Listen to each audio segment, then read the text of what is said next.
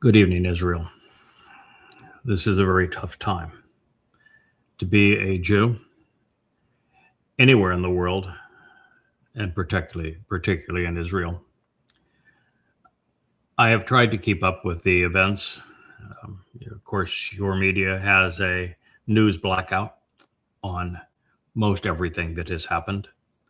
There are, of course, countless YouTube jihadists that are showing the utter obliteration of Israel.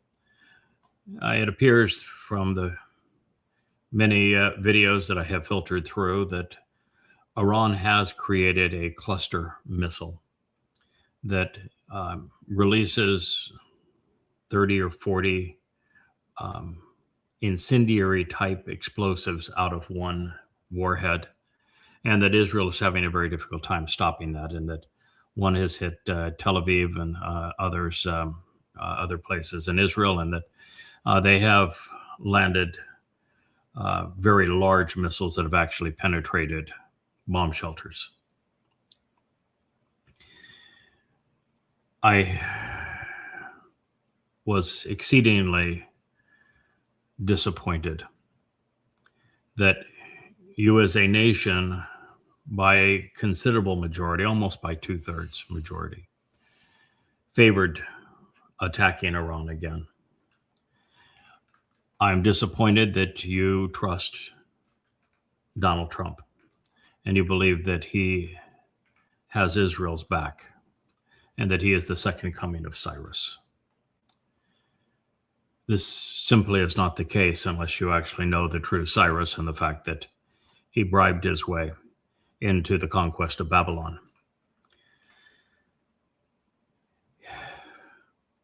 It is my conclusion, Israel, and I am an expert on the prophets.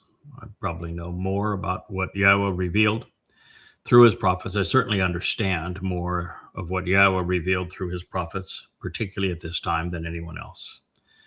My most recent book on this subject, you can find at YadaYah.com. It's free. It's the ninth volume of the Yada Yahowah series, one of 35 books on the site, YadaYah.com. It's called Time of Trouble, and it will detail what you're experiencing now and what you will endure over the next 7 years. I want you to understand that what I'm going to say is critical. No one, I mean no one, cares more about Israel than I do. No one is closer to the God of Israel than I am. And yet I must be critical because you've made a series of tragic mistakes and you are now less than 90 days from entering what's called the time of trouble. I'm sure you are aware that the prophet spoke vociferously about it. It's the last 7 years before Yahweh's return with your king, who happens to be Dod, the Messiah and Son of God. Yeah, the one that you wrote out of your lives and the God whose name you erased. That's who's returning. They're returning on Yom Kippurim in 2033, which is year 6,000 Yah. I'll be there in Jerusalem, preparing a remnant of Israel for their return on Teruah in that year. And we'll join Elia on the Temple Mount 3.5 years prior to that, on Passover in 2030. I'm going to share prophecies about someone that is mentioned 4 times, twice in the Psalms, twice in Yeshaya Isaiah, called Rahab. And I want you to pay very close attention to who Rahab is, because Israel right now is a vassal of this man. Netanyahu put his nose so far up Rahab's butt yesterday, it was reprehensible. And I want you to know what the prophets had to say about him, because they say that he will betray Israel. This is a terrible position you have put yourself in. And I also want to speak to you about this war that you initiated with Iran. I don't speak in this situation as someone who likes Iran. I do not. I have no problem with the Persian people. Matter of fact, one of my books had the highest readership in Iran of any place else in the world. You may have heard of it. It's called Prophet of Doom. It had a profound effect on mitigating the influence of Islam in Iran so that there became a secular society again. I am unquestionably the world's foremost expert on the religion of Islam. And I prove in my 5 volumes, 4,200 pages of goddamn religion, free also at yadayah.com, that Allah is not a God, that Muhammad was not a prophet, that the Koran by any measure is the worst book ever written, and that the first Muslims perpetrated genocide against Jews, raping and enslaving those they didn't murder. The first year of the Islamic era begins with the Pledge of Aqaba, which is a pledge to wage war against all mankind. It began against the Jews. You are just continuing that battle. Alaska flood was a rehearsal for what's going to happen a little over a year from now. And it was a repeat of what Muhammad and the first Muslims did at Kabar. You can read Prophet of Doom, you'll know what happened at Kabar. You'll see it's exactly the same scenario that took place, right down to the smallest details, on October 7th of 2023. It was on that day that I wrote a 100-page letter to Israel, telling Israel the 5 things that you needed to do to survive, and then also telling you the things that I thought you were going to do and how that would be suicidal. You did all of them, and it proved to be the case. This is not your first mistake recently, Israel. What you don't know, and you don't seem to be able to process, is that the purpose of Alaska flood wasn't to conquer Israel. It wasn't to expand Gaza. It was to play Israel. The entire purpose was to be so belligerent, so grotesque, that Israel would do what it did to Gaza. That as rage against the kidnapping and the rapes and the murders and the plunder and the arson, largely by everyday Muslims in tennis shoes and garden tools, some with automatic weapons, that shattered your trust in the IDF because they didn't respond, they didn't protect you, in your government, most certainly shattered your trust in your rabbis, and caused Israel to lash out at Gaza in a way that destroyed it.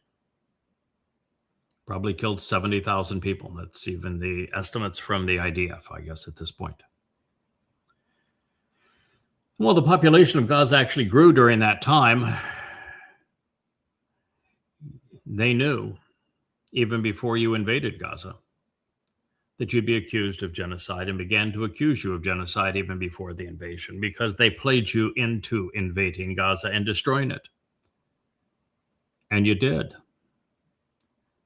And what you did turned the world against you. I mean, no one knows more about Islam than I do. No one loves Israel more than I do. No one cried more for Israel on 10/7 than I did.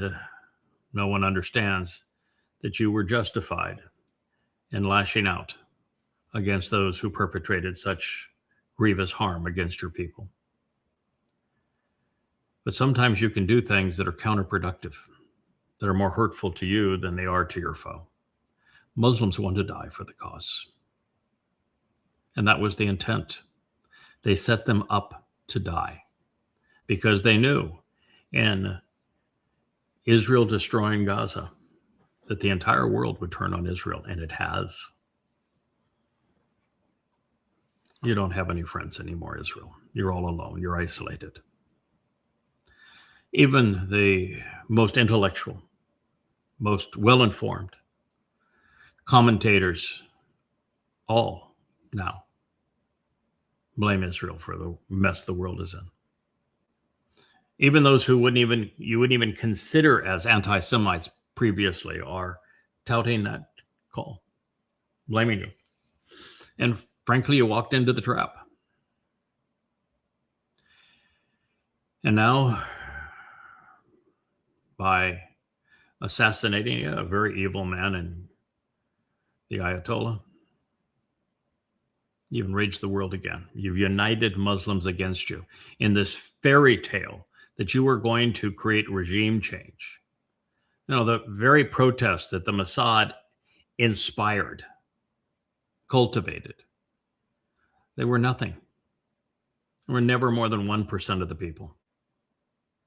The pro-government rallies now are 500 to 1 better attended than the protests against the government. You can't bomb a people into regime change. You tried to partner in regime change with the United States that has perpetrated 100 of them. Yeah, they're well practiced since the last World War. And everyone has been counterproductive. Have you considered what happened in Libya? Have you considered what happened in Syria, where you participated? You got rid of Assad, a bad guy, and you got the Islamic State, for crying out loud. Look what happened in Afghanistan. Look what happened in Iraq. You replaced the most stalwart man as a dictator in the Middle East against fundamental Islamic terrorism and gave the country to Iran. Talk about unintended consequences. Then you partnered with the U.S. on that awakening program, arming Sunni Muslims so that they would thwart Shia Muslims, and it created the Islamic State. This is blowing up in your face. It was a complete myth to expect regime change. Regime change in the Islamic world always goes from bad to worse. There are no exceptions. So why did you do it? The country is, 20 times larger than yours? That's 7 million Jews, 7.5 million Jews in Israel, and they have 93 million population in Iraq. You know, you got a great Air Force. People with great character defending Israel.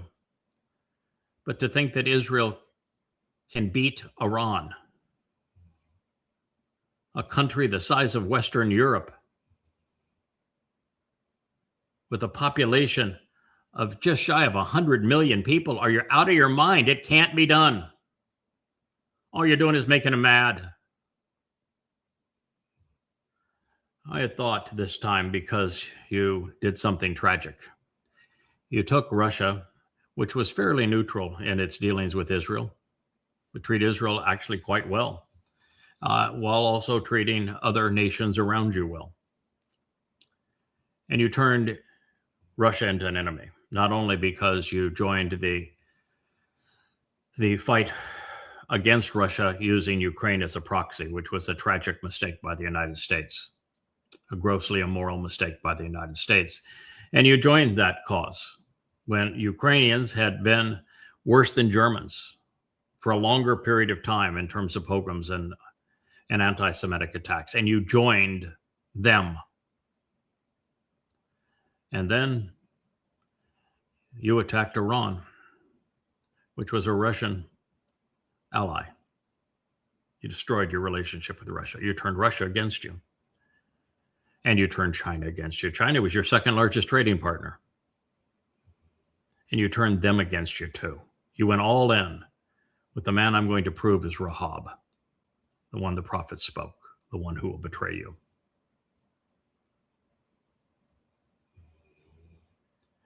You can't beat the combination of Russia, China, or even BRICS, much less even Iran on its own. The Iranians are Persians. They're not Gazans. Their average IQ isn't sub 60. You can't win this war.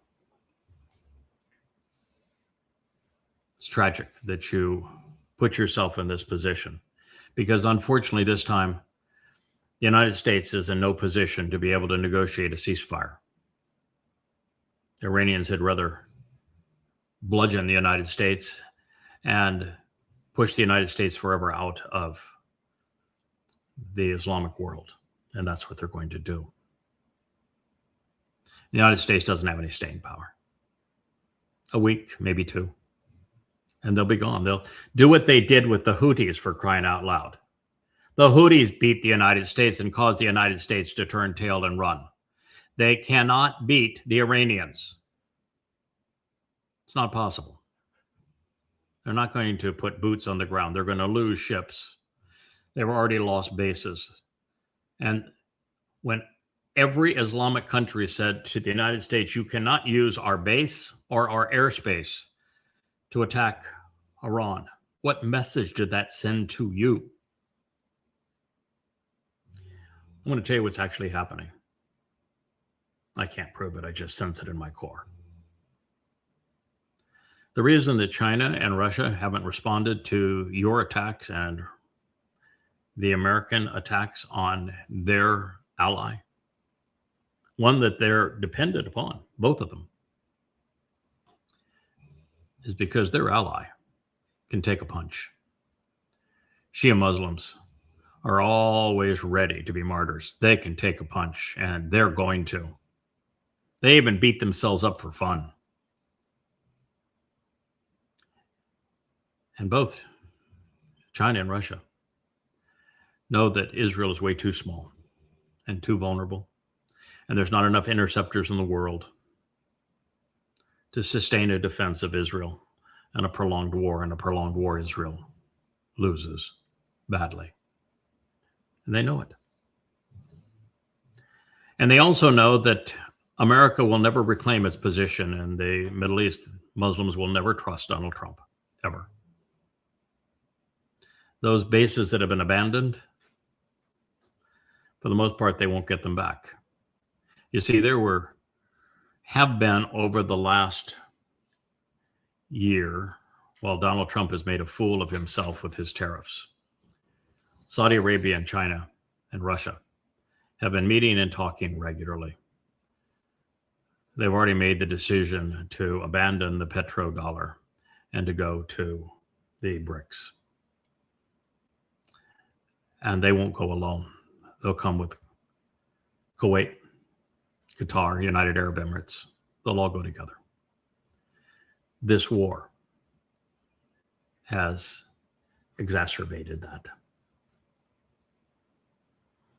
At this war, because of the back channel negotiations between China and Russia, and that's the reason they're not engaged, they know that the longer this war goes on, the worse it is for Israel, the worse it is for the United States.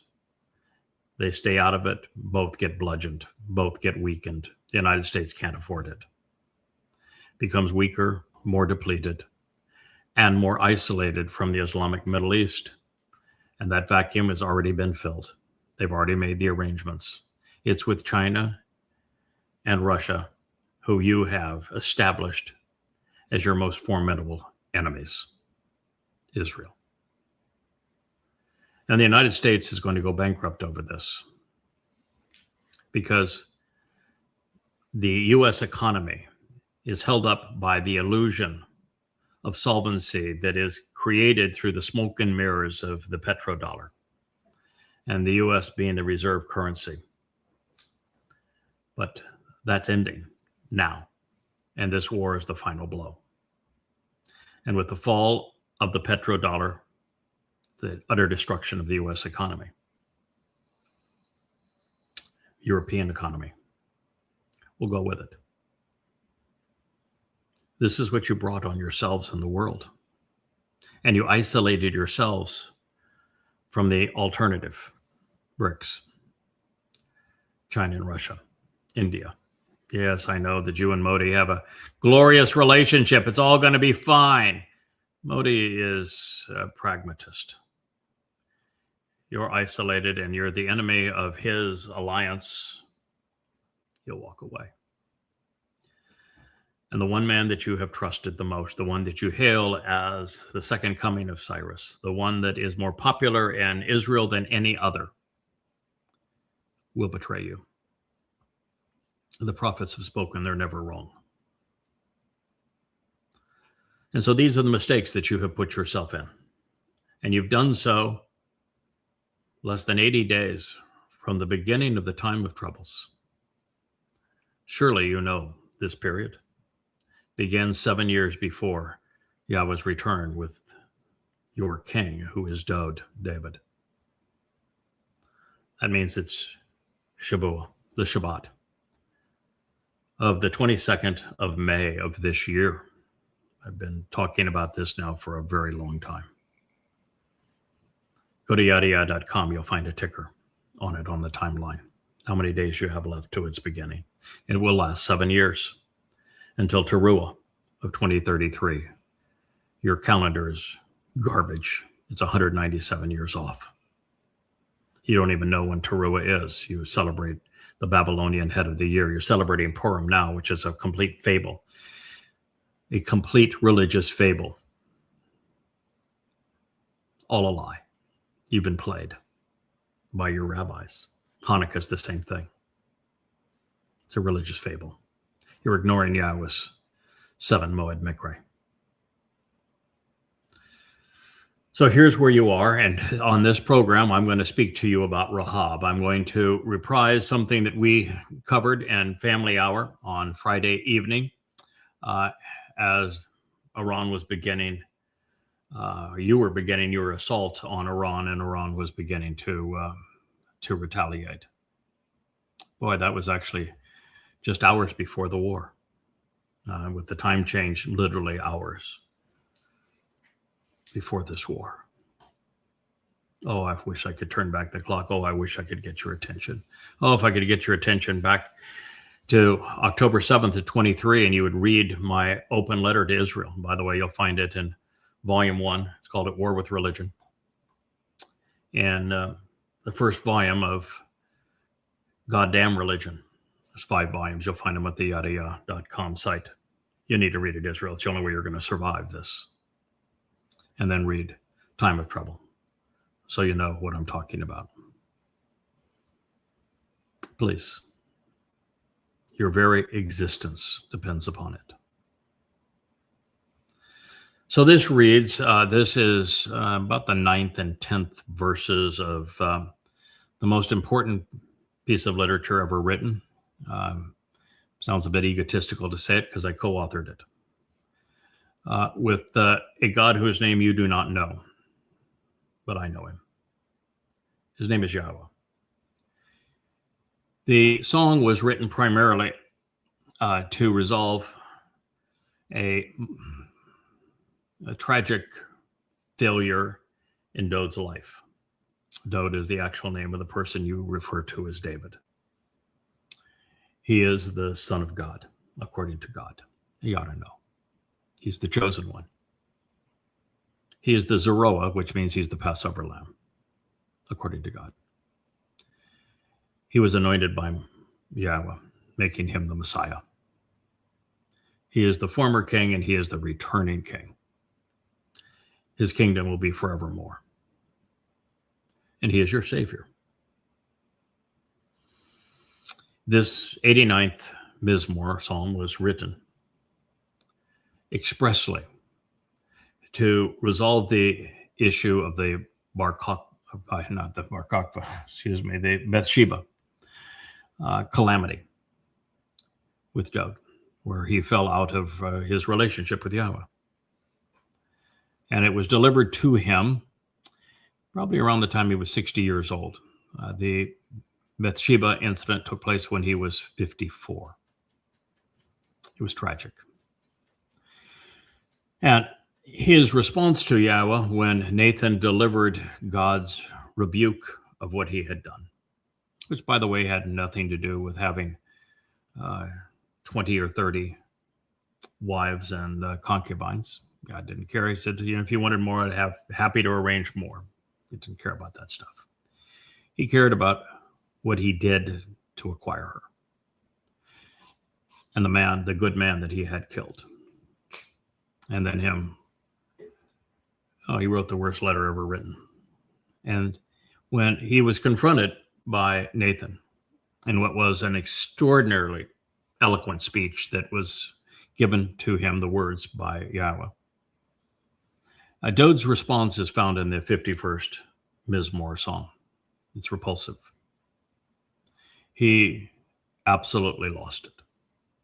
Now, if you're wondering, how in the world can somebody serve as the Passover lamb and have lost it, have been such a corrupt individual? Prior to this, Dod had 48 years of honorable service, where he was the best man, I think, in the world. Brightest, most articulate, most heroic.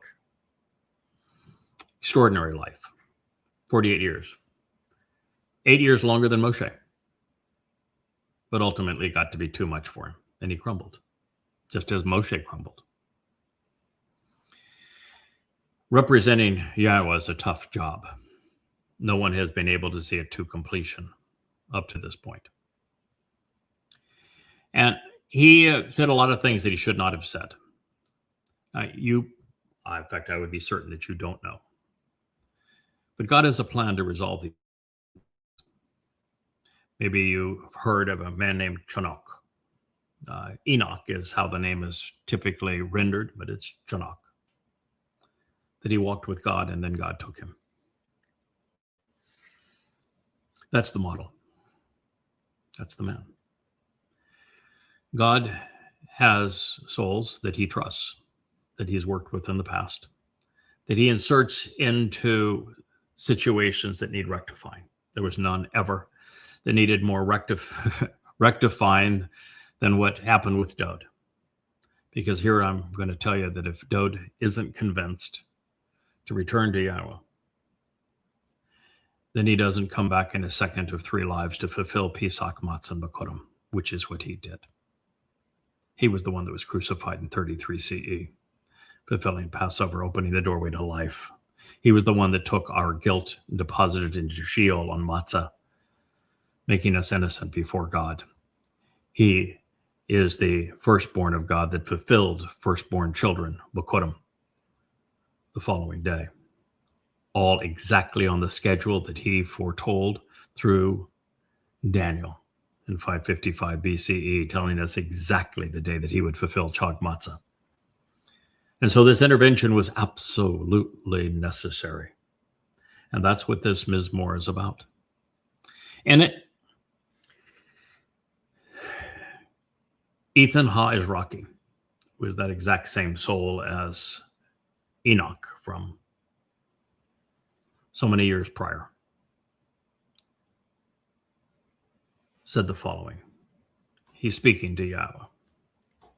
You convey mashal, portraits, comprised of words, when exercising your authority, gloriously triumphing with the surging sea, that would be with the Gentile, agitating, by going after the religious in particular, by majestically raising the illustrious and reoccurring force of the one from the west, who can be very abrasive, by lifting up his rolling stones among the turbulent waves as a witness.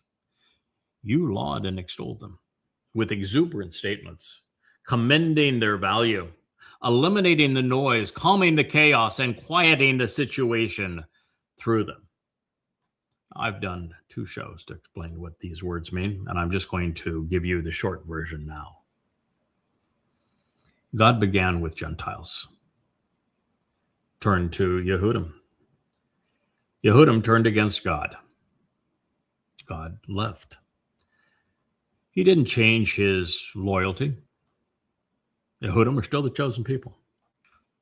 But they wrote Yahweh out of their lives. They even changed their names to Jews so they wouldn't have Yahweh in their name. Yahud means Yahweh and Dod.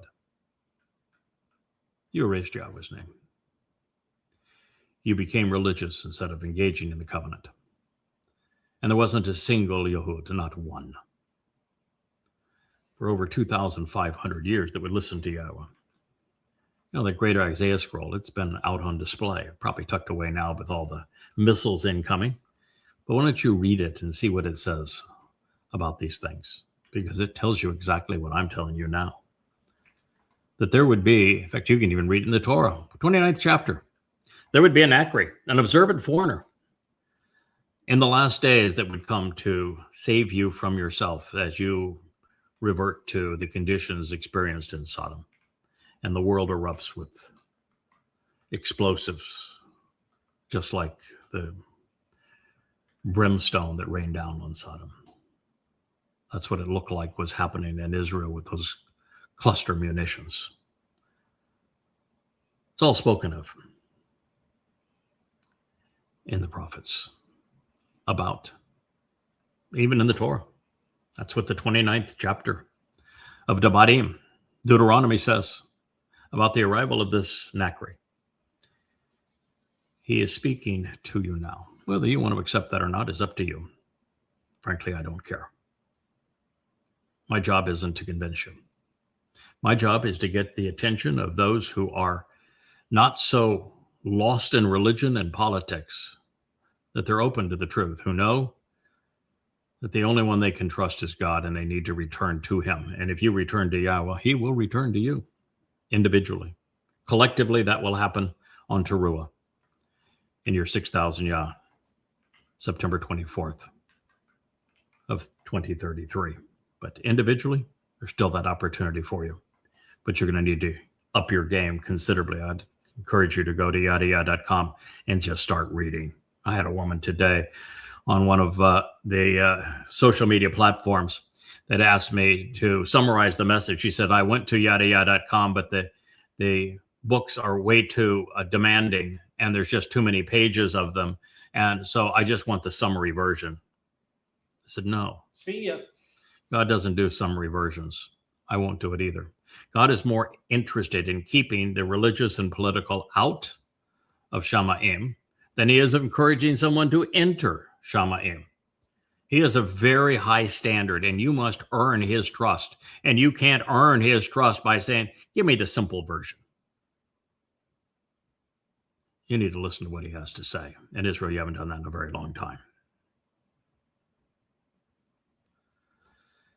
These rocks, I was pun. I was named Craig. It means Krog. That's the rocky Krog that permeates the Torah and the prophets. Begins in the Torah that's the very source of Yahweh's light when he attracted Moshe to him. No, it wasn't a burning bush. Read it again. It's a rocky Krog. And so says that this man from the west, from the sea, would make him a Gentile. He is the Nakri. He'd have stones. He's depicted as a bull. He's turbulent. He is also a witness, it says here. He is lauded and extolled by Yahweh. There are upwards of 1,000 prophecies about him. He's also the choder of Isaiah 11.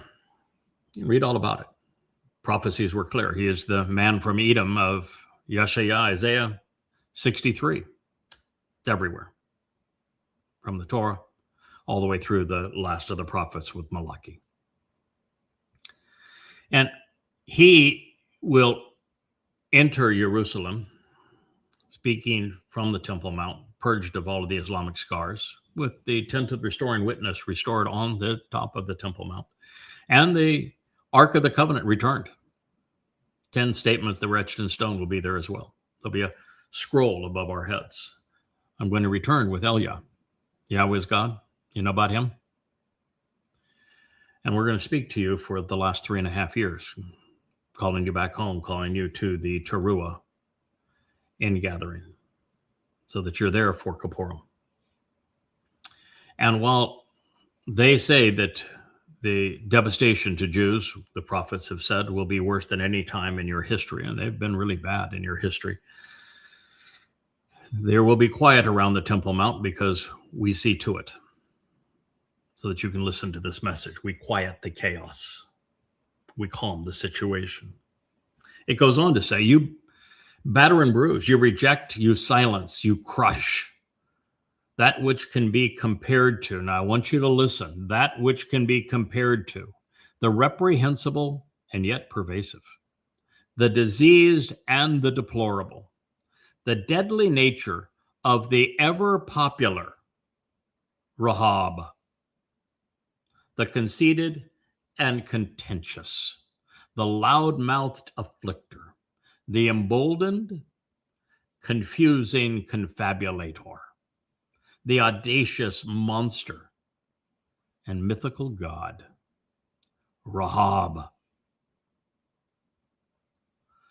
Through your empowered and fortified, courageous and confident, unyielding and resolute, Rahab is done in, bruised, rejected, silenced, and crushed by Yahowah's Baoz. You ever heard of Baoz before? Maybe you know it as what? Boaz? Spelled exactly the same way. It means with strength. Isn't that the northern column on the temple? The one opposite of the city of Dod when the temple faces east? Dod's the other one. Boaz. Baoz. With strength. You will crush. You will reject. Yahweh always worked with people. And if Jews won't work with him, he'll find someone else. And so Rahab, and I'll read those adjectives that describe him again. He is crushed. He is rejected. He is silenced through Yahowah's empowered and fortified, courageous and confident, unyielding and absolutely resolute Zeroah. Zeroah, strong arm, cultivating the harvest. 2 more harvests. Shabuah, Teruah. You isolate and you separate your adversaries. Rahab is the adversary. That was Mizmor 89:10. This is the most important song ever sung. From this point, by the way, this Mizmor turns to Yahweh's voice, and it speaks of Dod being the Son of God, being the Messiah, being the chosen one, being the most set apart, being the one who enabled the benefits of the covenant, the one through whom the covenant was actually cut. The Zeroah, the Passover lamb. There isn't just one Zeroah, there are 3 of them. Moshe, Dod, and this fellow right here that takes on Rahab. So Rahab is Yahweh's most formidable foe, as Dod's as well, the Messiah's. He is adversarial. Rahab is deplorable while being pervasive. He is equated to a reprehensible pandemic disease spread by popular appeal.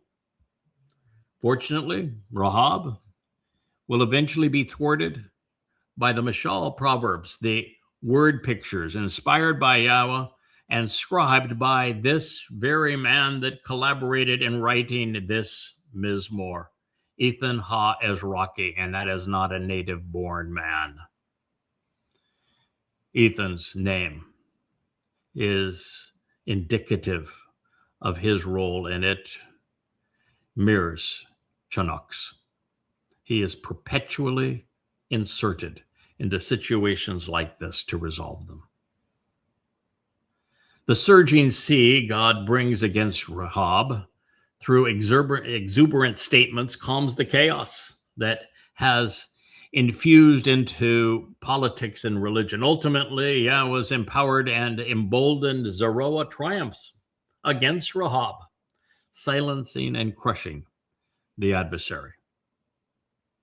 Now, this is prophetically pointing towards Yada's library of Yada Yahowah volumes positioned against satanic religions, Twistianity. I've written 5 books proving that Jesus was not a God, that he never existed, and that Paul lied. It's called Appalling, the first volume. Then Towrahless is the second volume. The third volume is Devil's Advocate. The fourth volume is Incredible. And the final closing volume is Foolology. I have received thousands of death threats for having written Prophet of Doom and now expanded it into the 5 volumes of Goddamn Religion. All free for you if you'll just go and read them at yadayah.com. Volume 1 is called Snake. 2 is Satanic. 3 is Submission. 4 is Slaughter. And 5 is Sunnah. All proving that Allah is no God, that Muhammad wasn't a prophet, but also demonstrating emphatically that the only reason Islam exists today is because rabbis sold Muhammad Talmud readings that he used to make the Koran seem religious. I've also written a 3-volume series called Babel, Beast, Abominable, and Venomous. And in it, I proved that the book of Ezekiel was inspired by Satan. And then I've written the Yada Yahowah series. Time of Trouble is the 9th volume of that series, which prophetically identifies this beast and the harvest, which are being specified under the circumstances where the adversary meets his doom. He fails on Towrahless.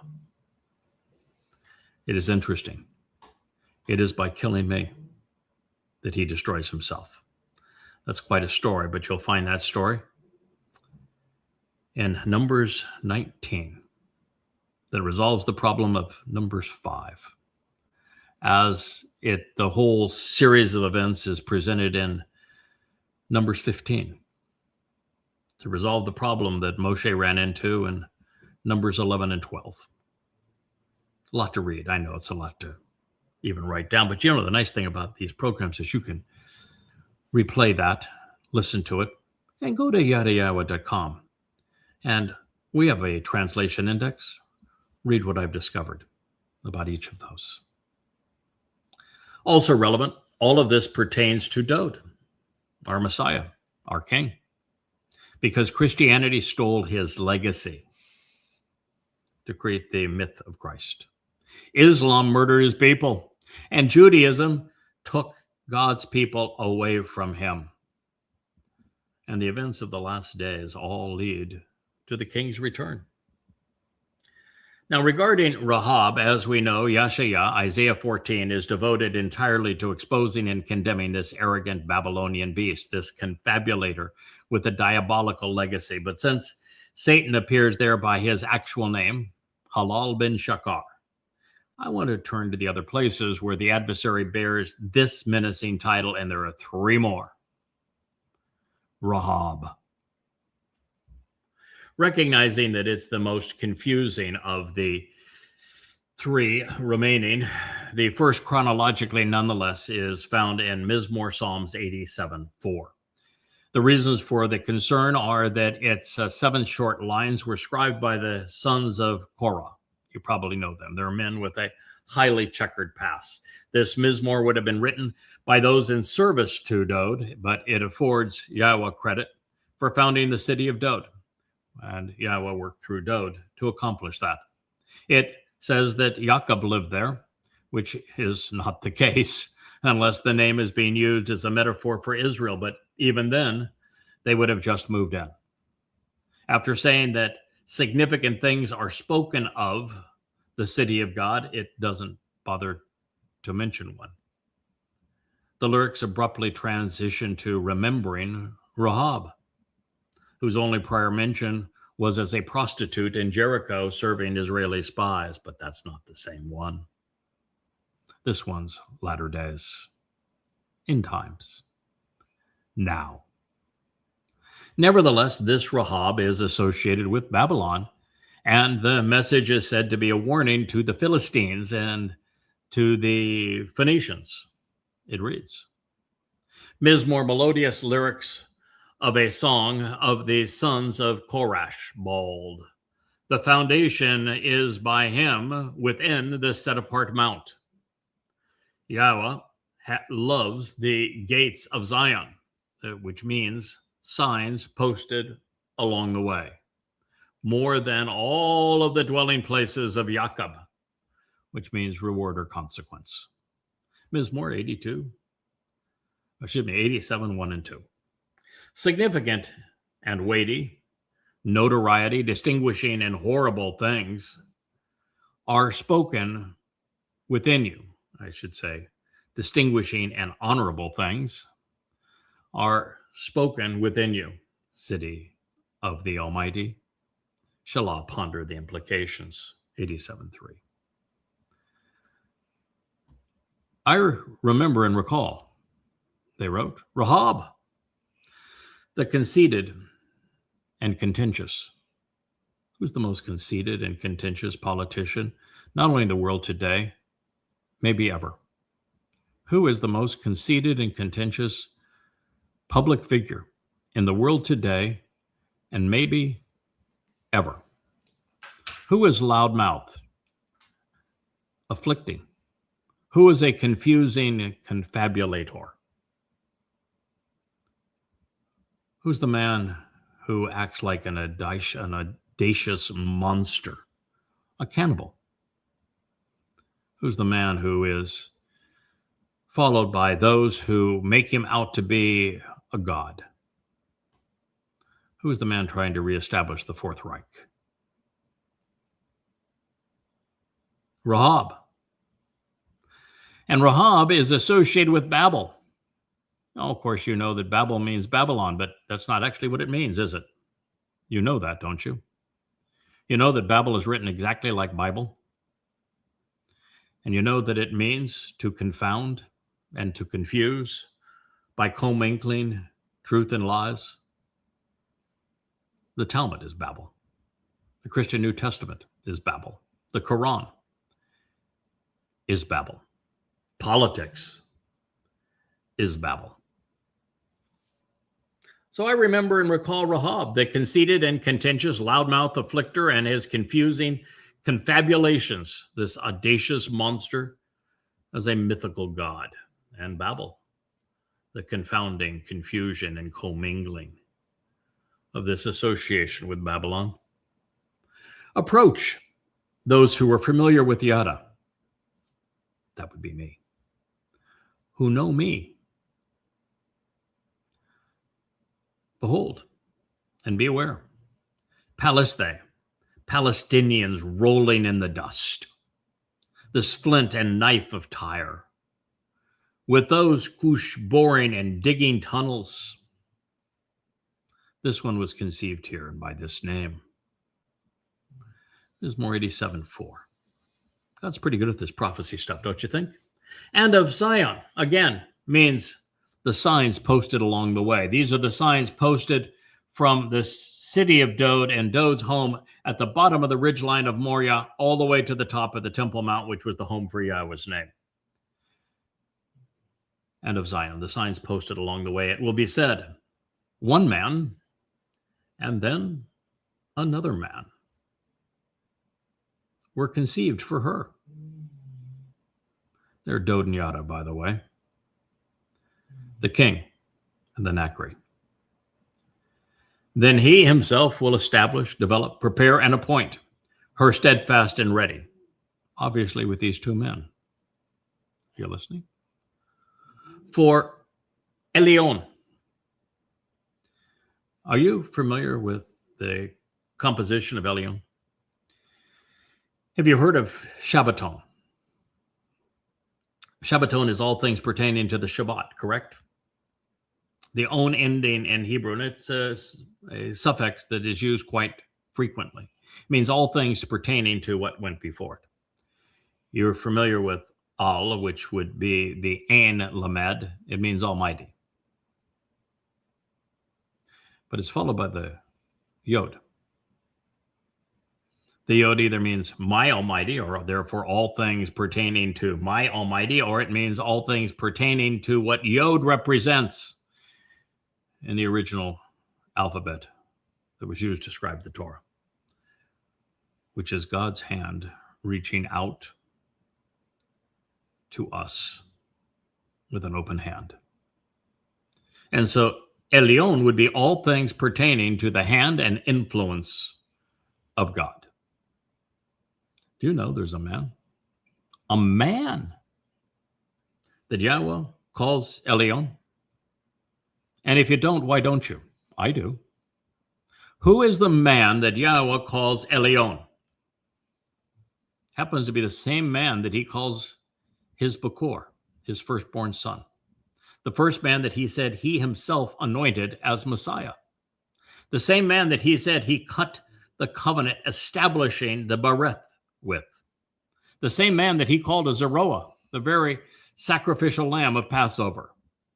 The very man that he called his chosen one.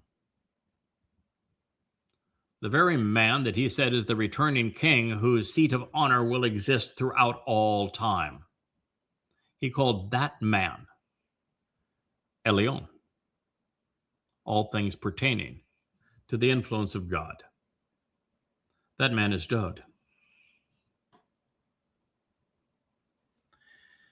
In writing down a written record of the people and of the family, it's this one who was conceived and brought forth, thereby this name and renown.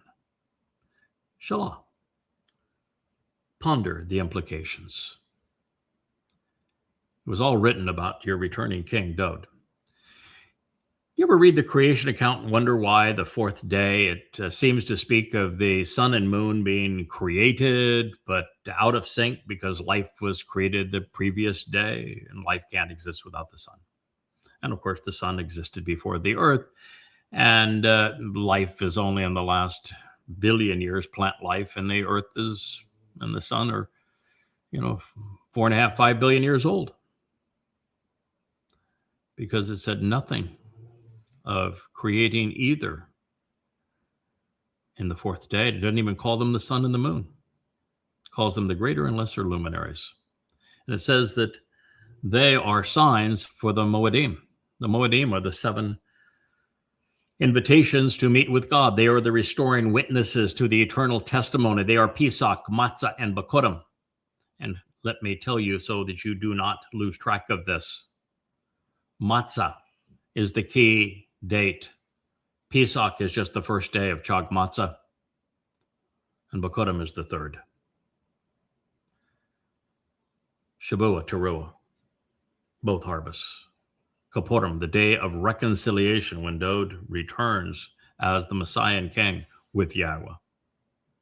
And then Koporim, where we get to camp out with God, who returns the entire earth to the conditions experienced in Eden.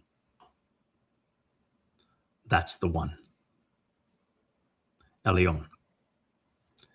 It's Dod. Thereby this name and renown. So, singers, and in harmony with the dancers, all my springs and sources of life are with you. The conclusion of Mizmor Psalms 87:7.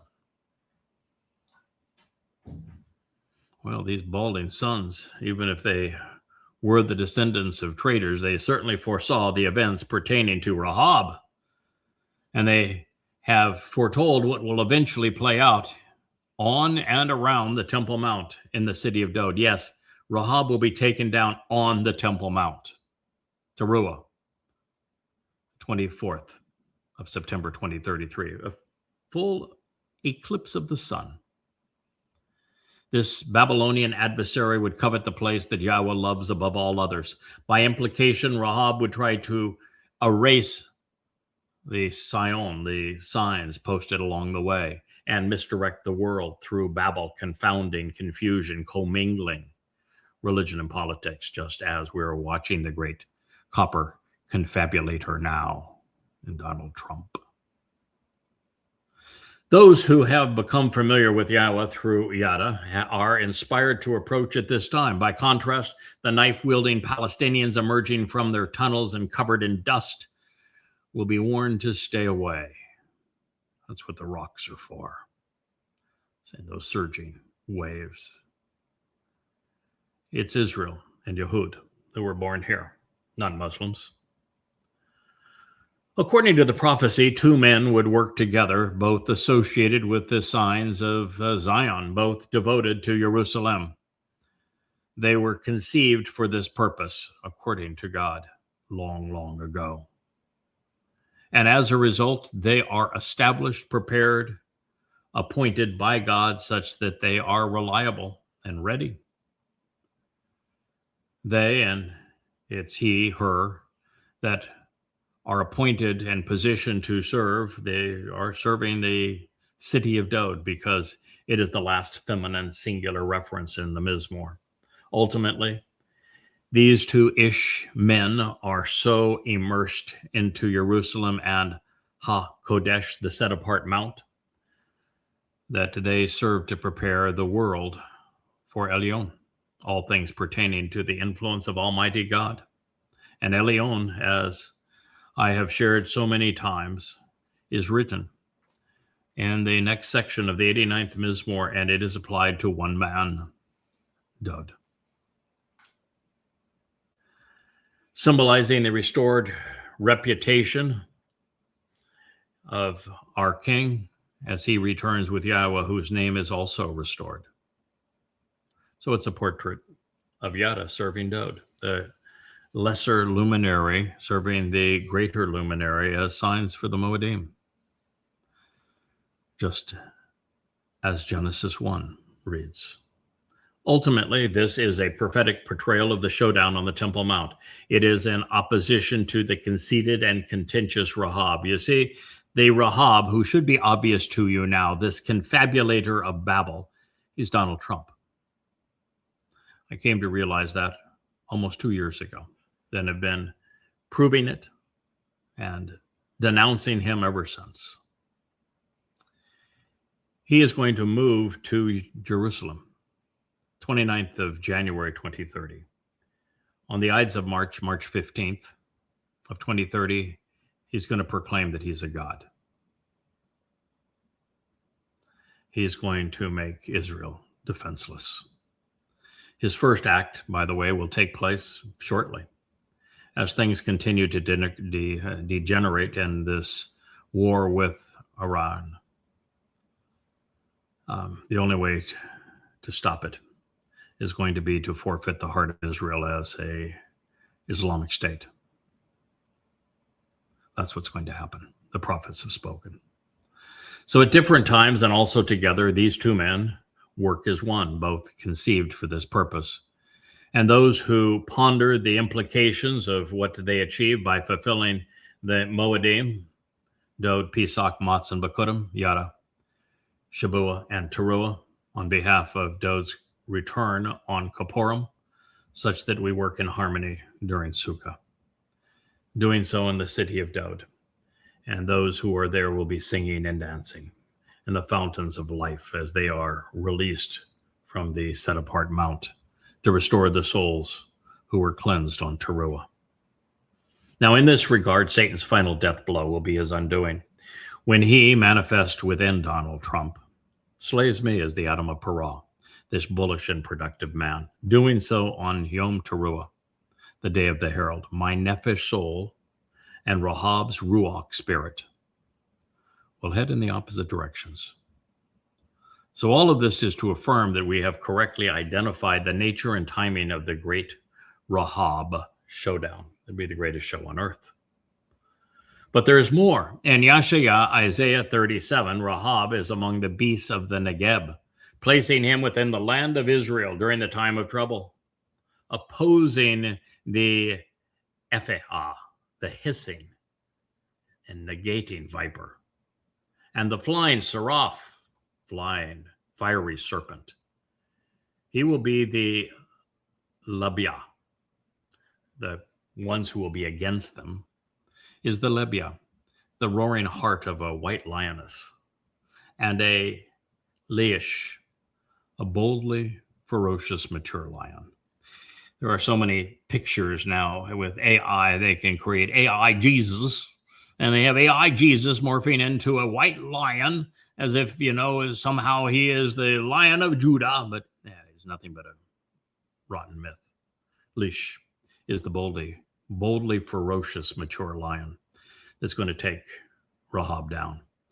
And his bride, his wife, is Labia, the roaring heart of the white lioness. She is also the Amma that is spoken of so frequently throughout the prophets and so gloriously about from Dod himself as he thanks Yahweh for providing his Amma, though the man who did not really know his mother, who was abandoned by his mother and father and had really crappy parents, was provided surrogate parents by God.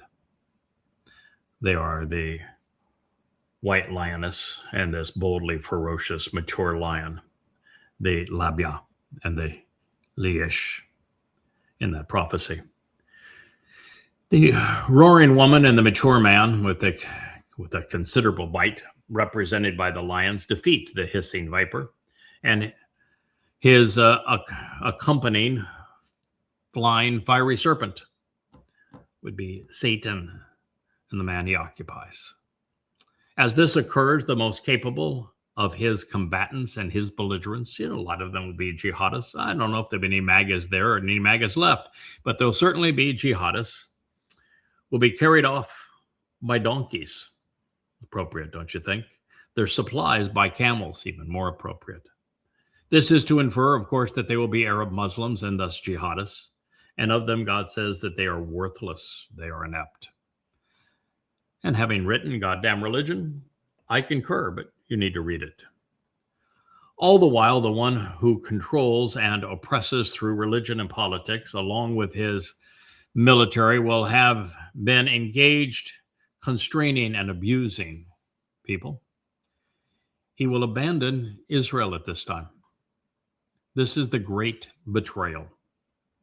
Satan and his stooge will do nothing when counted upon. Their prior promises will be rendered utterly meaningless, according to Yahowah, who never missed on a prophecy.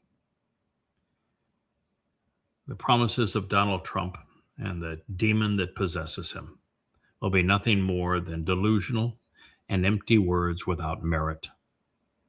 Having made promises to defend Israel, they will betray God's people. I've been telling you this for almost 2 years because I've read it in the prophets. Now, this is confirmed because we know from our prior studies of Yahowah, Isaiah 17 and 18, we know the timing and the betrayal. And the one who betrays Israel, the great betrayer, is the demon-possessed, egomaniacal, sexually perverted, and diabolically vicious Donald Trump. He is the one who will have been president of the United States of America, which is depicted as the final blow to Israel that causes a Fakistanian state. He and his satanic partner are Rahab. This is the message Yahweh was emphatic that Yahowah commit to writing, so that we, as we approach the last days, could read it, understand it, explain it, and share it with you. With that introduction, here is that prophecy. Listen, Israel. A prophetic pronouncement about the impending burden of the beasts of the Negeb, of the parched. Within the land of Shara, anguishing, confinement, and trouble. Even oppression when besieged in dire straits. The labia, the roaring heart of the white lioness, and the leish, the boldly ferocious mature lion, will be against them. They will be against this ephaya, this hissing and negating viper, and the flying, fiery serpent. Their strongest and most capable fighters will be carried away upon asses and donkeys, and upon the humps of camels, their treasury, arsenal, and food supplies, among a people who have absolutely no value or benefit, and who will not succeed. They will accomplish nothing. Isaiah 36. Then the assistance and support of Mitzrayim, the one who controls and oppresses through politics, religion, and the military, abusing and restricting people. It's from that same word, Sarah, will be for naught and in vain, utterly meaningless and a waste of breath, a delusional fantasy of empty words without merit.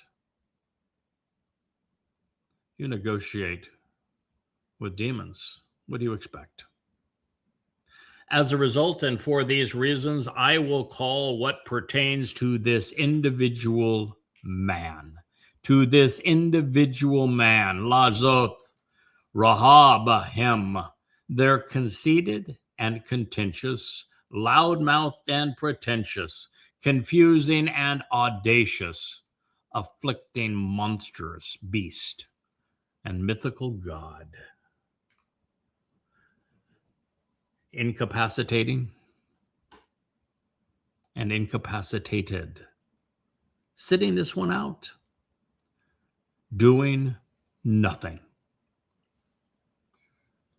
Yeshaya, Isaiah 37. So now go, because it's imperative that you write this down on a tablet, accompanying them and to accompany them, and also upon a written document, whether a scroll or a book. You must inscribe it, as if engraving it by chiseling it in stone, portraying it as decreed. And my guess is that if you're a Jew listening to this, you've never heard it before. Why? Then it will come to exist, pursuant to a day, in the end, Akarah, in the end, Akaron, all things pertaining to the last days. For the Ad, the restoring witness, Ad of the eternal testimony, continuing and continually providing evidence throughout all time, Olam, from antiquity into perpetuity, the future and forevermore. Isaiah 38. It is as the prophets foretold. Whether you're looking at the depiction provided by Gabriel and Michael. Gabriel is Dov, the one who is the most courageous and capable man of God, not an angel. And Michael is the lesser luminary, the one who explains the prophecy, is the one who's right about God. They describe this man with his comb-over hair, his long-on days, very old, sexually perverted, egomaniacal, seeking control of the world, betraying Israel. Right now. Doing so 7 years before Yahweh and Dod return. Right now. It's Donald Trump. He has been possessed by Satan. I'm not speculating. I'm not giving you my opinion. I'm telling you this as a fact. The prophets are never wrong. He is the great betrayer of Israel, the man that you think is protecting you, the man that Israel loves, is the great betrayer. He is Satan in the flesh.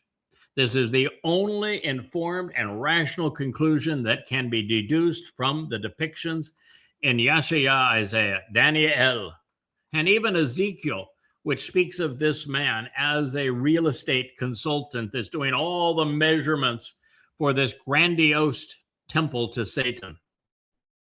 Cover all of Judea, not just Jerusalem, not just the Temple Mount.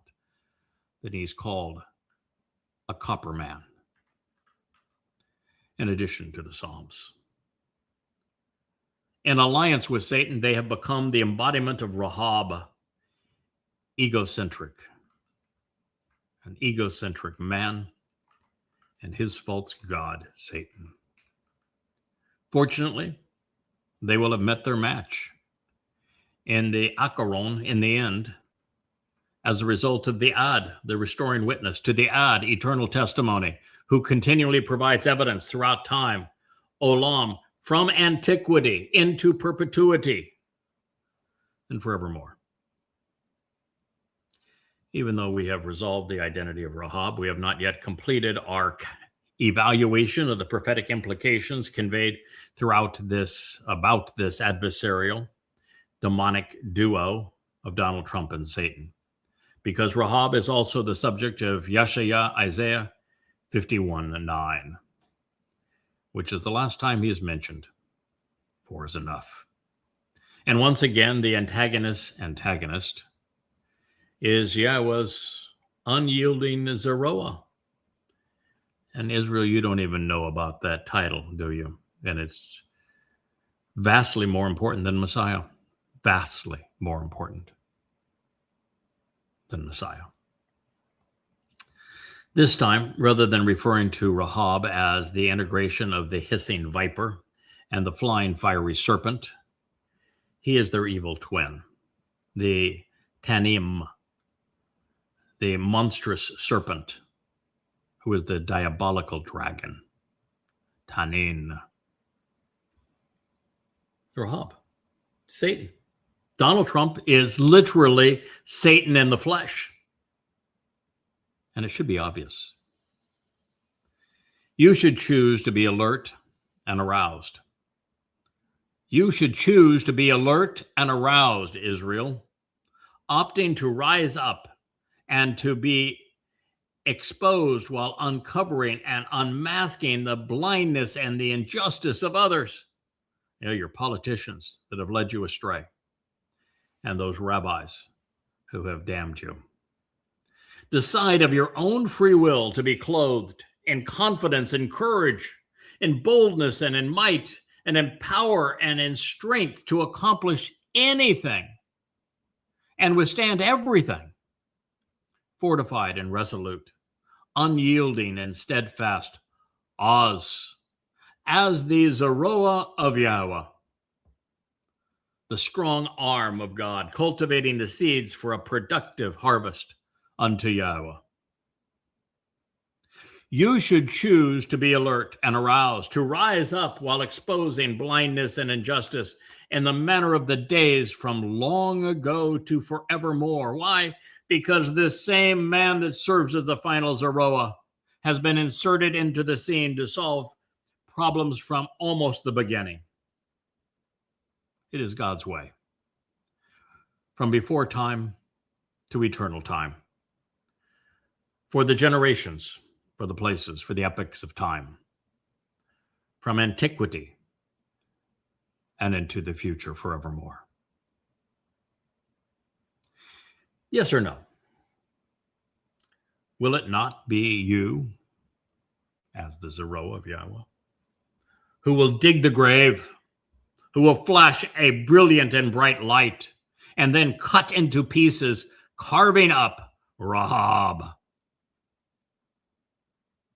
the conceited and contentious confabulator, the loud-mouthed, pretentious afflictor, the emboldened, confusing, and audacious monster with his mythical god, Rahab, arrogant and stormy, frenzy and haughty, insolent and idolatrous, defiant and overly verbose, senseless and insubordinate, self-absorbed and self-motivated, an abuser falsely claiming divine status and authorization, as you pierce by showing contempt for Tanin, this monstrous serpent and diabolical dragon.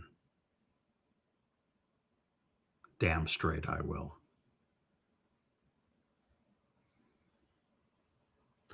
The message is clear. It's bold. Rahab is the corporeal manifestation of Satan who betrays Israel in the last days. He is demonic and devilish, conceited and confounding, loudmouthed and vicious, a senseless confabulator who is exceedingly abusive. He is the integration of Satan and Trump, who, after making all manner of promises to Israel, won't honor any of them. Promising to defend and support Israel, he will do the opposite and aid and abet her enemies as he blames the nation's subjugation on their miscalculations rather than his own. Ever as Yahweh's Zeroah stands resolutely against hell's ambassadors on Towrahless, while serving as the Adam of Parah, this bullish man and productive bull.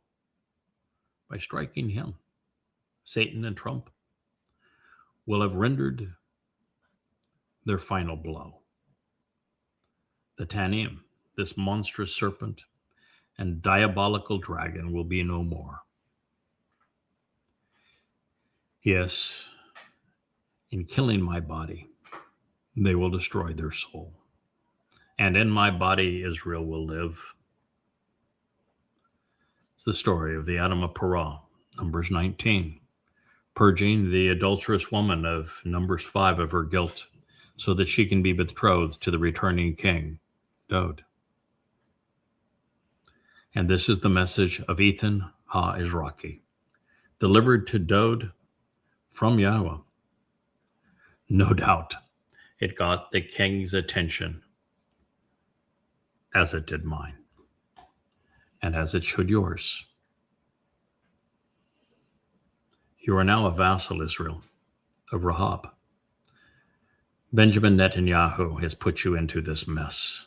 You have followed a leader drunk on power. He knows nothing but war. You have a horrendous enemy that is all around you. That enemy is Islam. The enemy of October 7th was Islam. The enemy 1400 years ago was Islam. But the enemy in your midst is your rabbis and your politicians, and they have led you away from Yahweh. They have erased his name. They have robbed and plundered your soul. They have led you astray. You need to honor the first condition of the covenant, which is to walk away from Babel, just as Abraham and Sarah did, walking away from the integration of religion and politics that so permeates Israel. You must do this before you can even approach God. Then you must restore his name. Come to appreciate his beloved Son, who enabled the benefits of the covenant. Act upon what he has given to you as a gift. Come home. Return to Yahweh. Listen, please. And I would encourage you, tell your friends about this program. Have them listen to. Have everyone you love listen. Go to yadayah.com. Verify that everything I have told you is true. I love you. I will lay down my life for you. I thank you for listening.